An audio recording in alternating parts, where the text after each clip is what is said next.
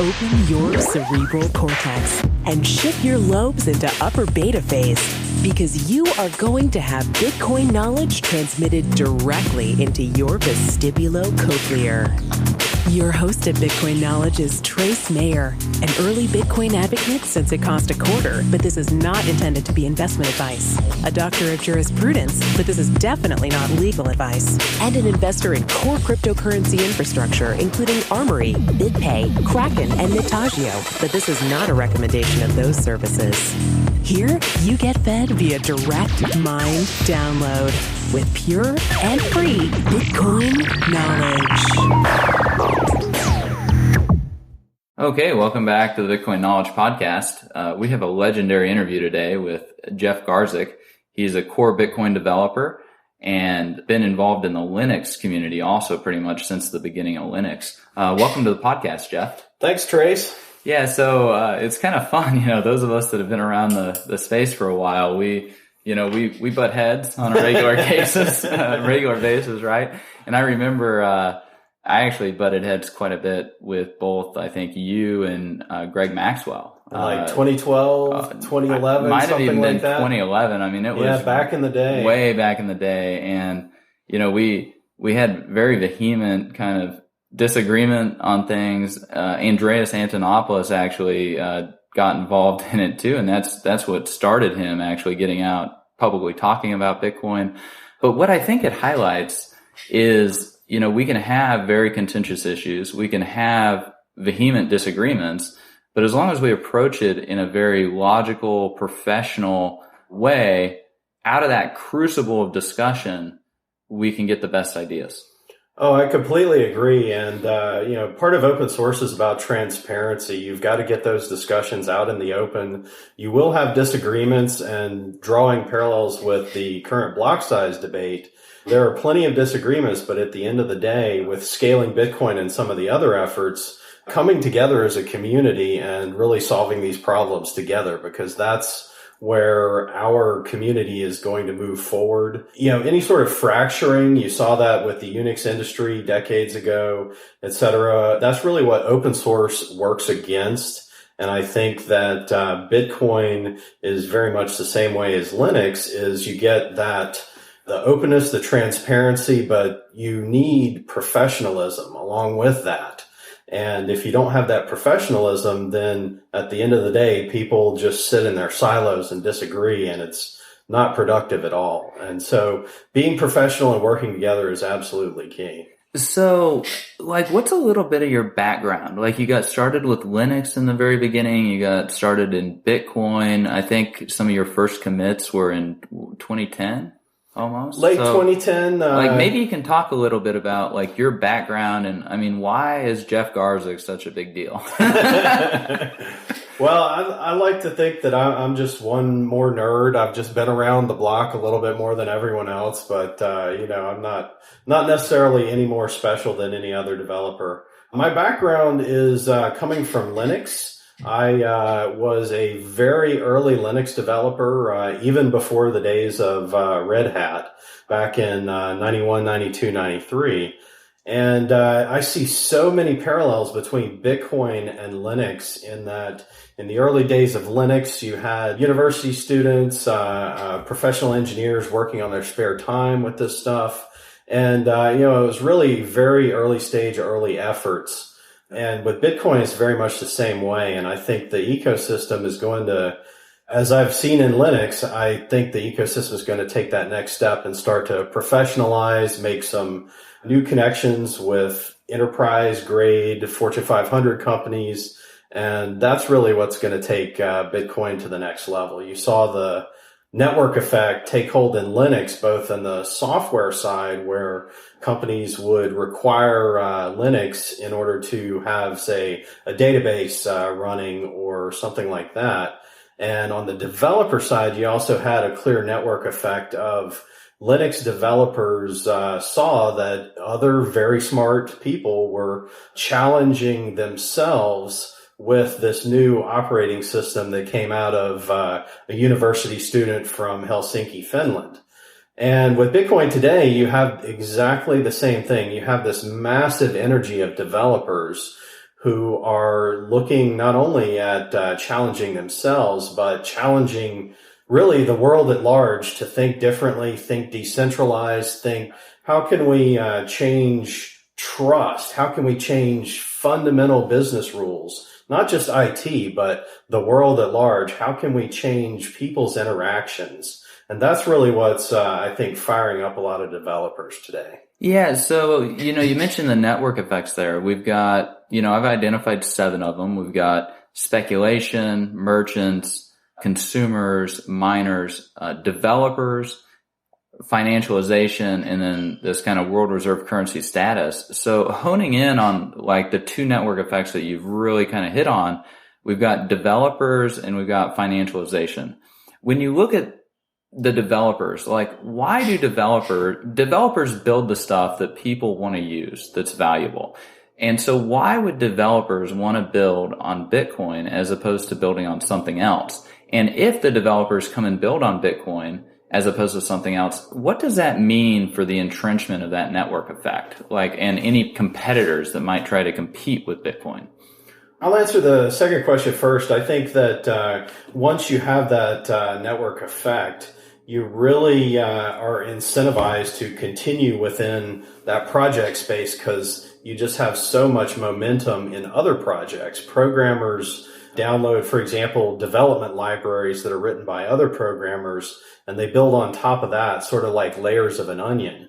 And so if I, as a programmer, have a specific idea in mind that I want to explore, it's going to be, from an engineering standpoint, much quicker and much easier for me to download Bitcoin J or Bitcoin Core and build my mobile app on top of that than it is deep diving into every aspect of Bitcoin, writing my own libraries, et cetera. And so the network effect at an engineering level really builds on the network effect of developer interest and developer participation.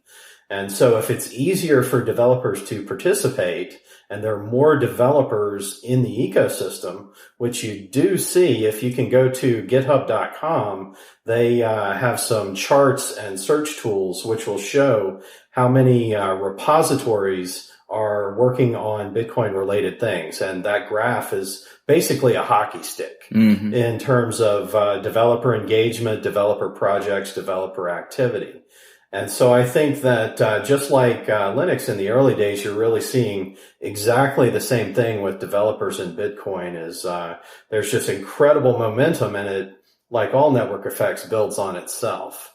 In terms of developer motivations, in the early stages of a technology, in open source, you have the phrase "scratch your own itch," which really means that developers are entering the space not because it's lucrative. They're entering the space because it's intellectually challenging. It's very interesting. It's the bleeding edge of technology that's literally changing the world.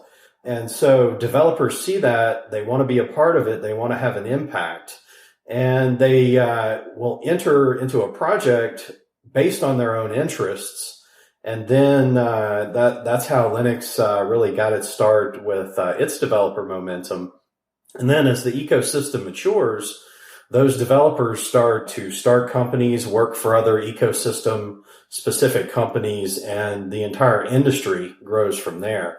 And so I sort of view developer interest and developer network effect as a catalyst for the entire industry as a whole.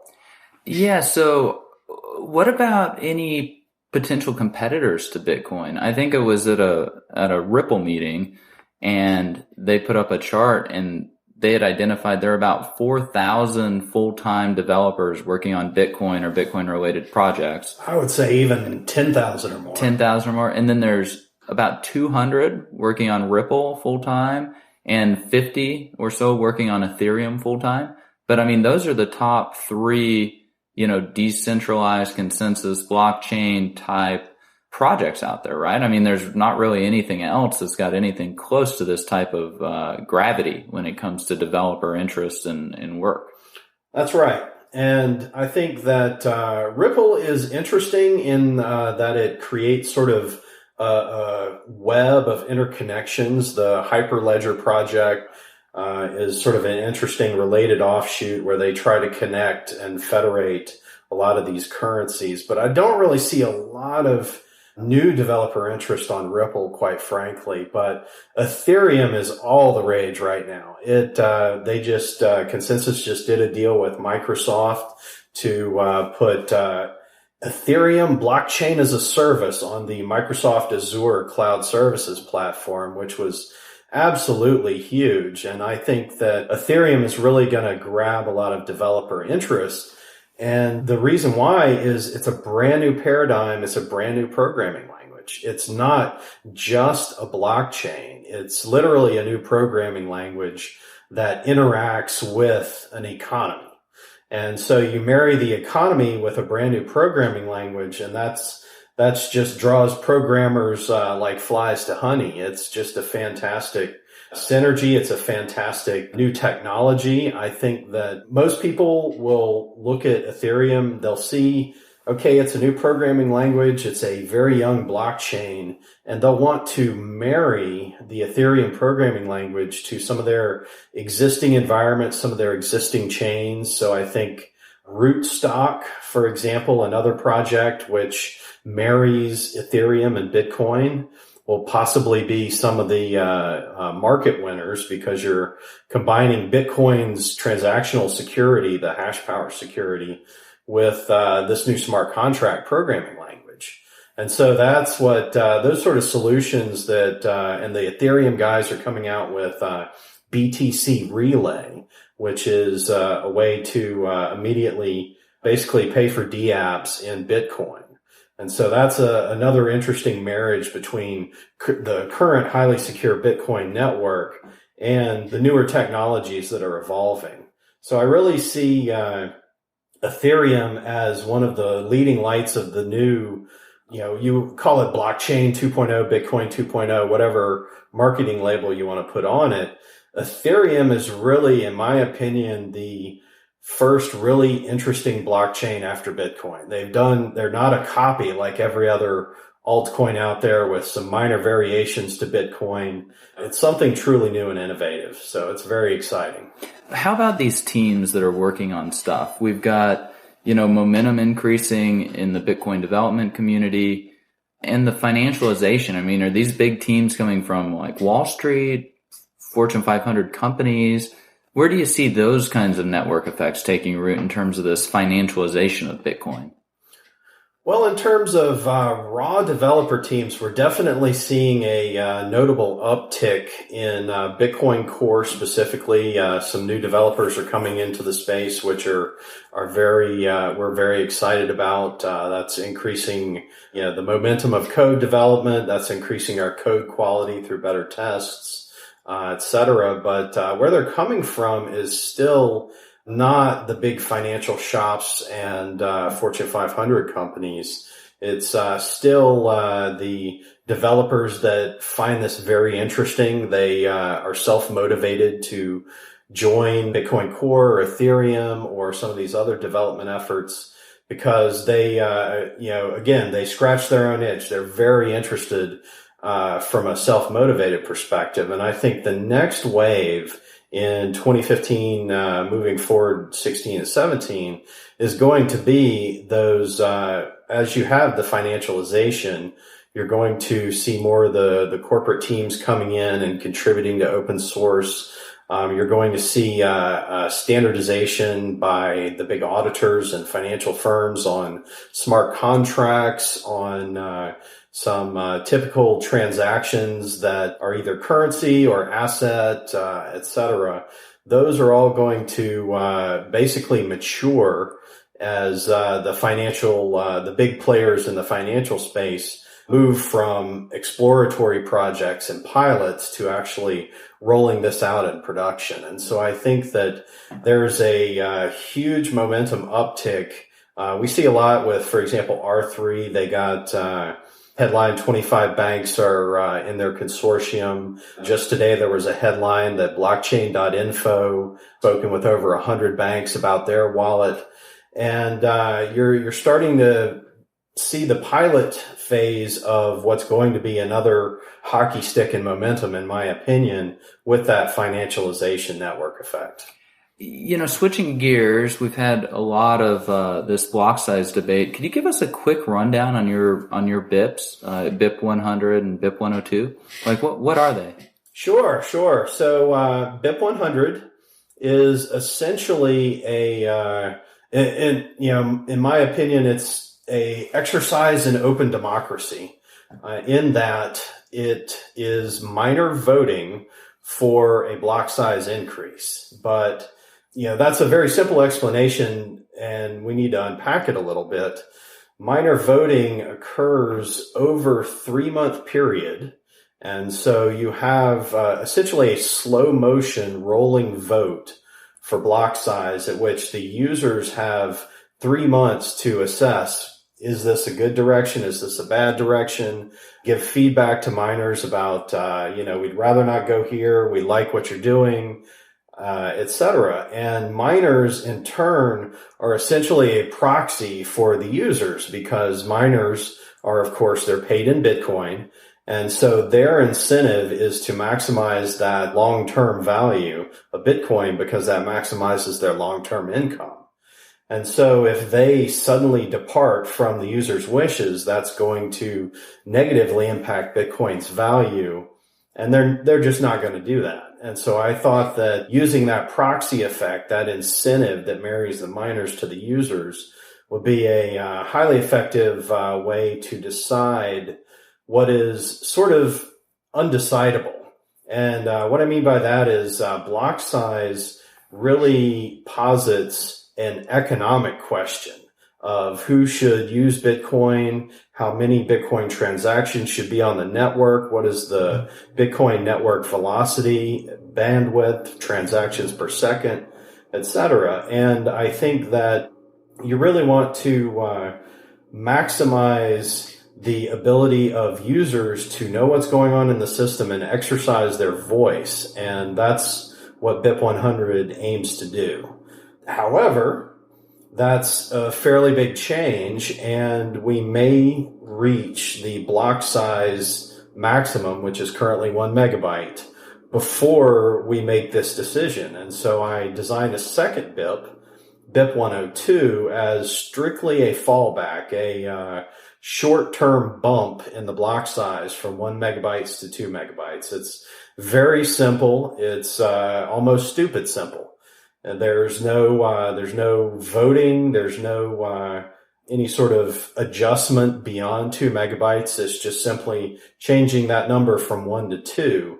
And what that does is preserve the current economic policy and state of Bitcoin and the Bitcoin fee market. Once blocks are consistently full, then that's essentially a shift to a new Bitcoin economic policy, whereby fees are going to go up. Some of the players are going to be pushed off the system economically. And that's not necessarily a bad thing. For example, there was a project that wanted to store, no kidding, movies in the blockchain. They wanted to chop up movies into little pieces and store those in Bitcoin transactions. And if the Bitcoin fees are very, very, very low, then they can do that. And everyone else has to carry the cost of copying this blockchain with video around the world. And that's just a bad situation we want to avoid. So the fees are very good at preventing, they're a necessary part of Bitcoin, and they're very good at preventing these sort of flood attacks, denials of service, and also just really, really bad ideas. Yeah, it's amazing how many bad ideas get weeded out when people have to pay for them. That's right. I mean, that whole free market thing, it's just an amazing concept. Okay, so you're a user of Bitcoin, a developer of it. That's right. My latest soapbox has been like, why do people hire Bitcoin? So, I'd like to ask you, like, why do you hire Bitcoin? Why do you want to hold it or own this magic internet money? Well, I do think that there's less utility for the modern Western consumer for Bitcoin than as a direct holder. I think it's, number one, it's a new asset class. And so I would say you want to have it as, 0.5% or 1% of your portfolio as just a diversification, just like you'd have a small percentage in gold or something like that. So from an asset class perspective, there's absolutely the argument for holding Bitcoin. From the user perspective, I quite honestly do not see my mother cutting and pasting Bitcoin addresses to send me some money, something like that. That is really one of the reasons why I think Bitcoin is still in the very, very early days, sort of the early 90s of the internet, in that you are going to see layers built on top of that. For example, the Lightning Network is one example, which provides instant secure Bitcoin payments. And those layers are going to be what is exposed to users through their mobile apps, their wallets. Further, you take that the next step, you're going to see smart contracts, derivatives, and hedging, which eliminate some of the direct exposure to Bitcoin price fluctuations. And so once those layers get built out, I think it's so why do you buy Bitcoin? That's going to be something that in part your mobile app does for you. And you're not going to necessarily notice that you're directly holding Bitcoin. You're just going to notice that your remittances are going very, very rapidly at lower fees. You're going to notice that PayPal-like money transfers are more efficient, they're faster, but you're probably going to see US dollars on your mobile app's screen. So that's two legs of it. A third leg is, I think, why do you buy Bitcoin as the company, the product, is really an investment in this new crypto economy. This, I truly believe that Bitcoin is a world-changing technology. It's going to change how business operates. It's going to change how people transact on a day-to-day basis. But its greatest legacy, I think, is going to be as a catalyst. It's a catalyst for a new crypto revolution. You see from Fortune 500 companies and banks piloting Bitcoin and blockchain on down is that they're re-examining not just their the technology to, say, squeeze another % of efficiency. They are re-examining entire business processes and saying, we're going to get disrupted. Let's get in front of this thing and disrupt ourselves and save the customers some money, become more efficient. And I think that that catalyst is going to change not just big businesses, but it's going to change our trust of each other.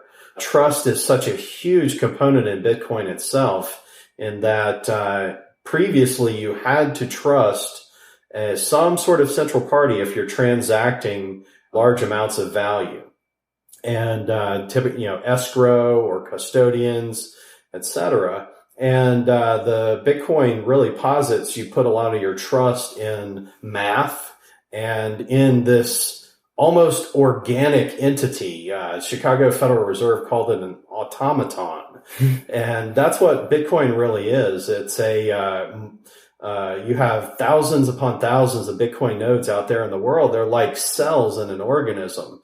Any 1, 2, 10 cells can disappear, die, etc. And the organism itself heals and continues on. And so those concepts are changing every level of business, every level of finance. And I think that Bitcoin, the catalyst, is really its greatest legacy. So for the financial institutions, lower your shields and surrender your ships. You will be assimilated. Yeah, resistance is futile. Resistance is absolutely futile. What I didn't notice you mention was the censorship resistance, the permissionless innovation. Are those critical qualities that people want in this new technology? Well, that's to hire it, to actually buy these Bitcoins. That's an interesting question to unpack. Censorship resistance is the core service that Bitcoin provides. If you don't have censorship resistance, You don't have transactional security. You don't have trust in the system. So people buy Bitcoin, the concept, but I don't think they buy it for that specific reason. They buy it because it has censorship resistance. Therefore, it delivers all these new concepts. Or it has the potential to deliver these things. And then it's the probability that it'll actually get delivered, discounted to the net present value. That might be some of the valuation metrics. That's right. But you're saying that the censorship resistance is actually the foundation that we have to even have a future and to get some of this value. Yeah, it's absolutely critical to Bitcoin. If you don't have censorship resistance, you don't have a system. Permissionless innovation is another interesting thing to unpack. Currently in the marketplace, you have several players that are pursuing private blockchains in contrast to Bitcoin, which is a public, trustless blockchain. And that's really mirroring sort of the early 90s development of the internet, where you had internet and you had intranet.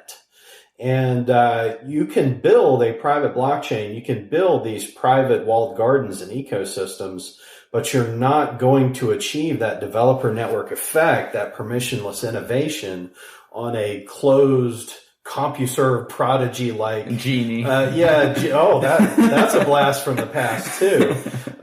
Type system. And so you have to have an open network to bring in those developers, have that developer network effect, bringing users the apps that in the internet analogy we have today with mobile apps, location aware. We have the world's knowledge at our fingertips in a smartphone, and that was all thanks to permissionless innovation at the internet level. And we absolutely have to have permissionless innovation to see the momentum and development in blockchain technology and currency and the higher layers like Ethereum, smart contracts, etc. So permissionless innovation is the definition of what you need in an open network. Yeah, so, I'd just like to take a moment to thank you for a lot of the work that you've done. You worked on the payment channels in Bitcoin Core for us. You've been committing to Bitcoin since 2010. We haven't necessarily always seen eye to eye on everything, but at the same time, we're still around. We're still here contributing to the ecosystem in a professional way. Just like to really thank you for all the work that you've done on Bitcoin. Well, thank you. So we've had Jeff Garzik. He's a core Bitcoin developer since 2010. Thanks for being with us. Thank you, Trace. Be sure to get a copy of the free Bitcoin Guide at freebitcoinguide.com. Got a question or suggestion? Record your voice at bitcoin.kn. Don't be shy. To help the show, share bitcoin.kn with friends, post about it on Reddit, and otherwise spam the interwebs. Your iTunes comments and 5-star reviews are very important to us. Please continue tuning in to the Bitcoin Knowledge Podcast, where we release interviews with the top people in the Bitcoin world. Now take some choline and let that Bitcoin knowledge consolidate.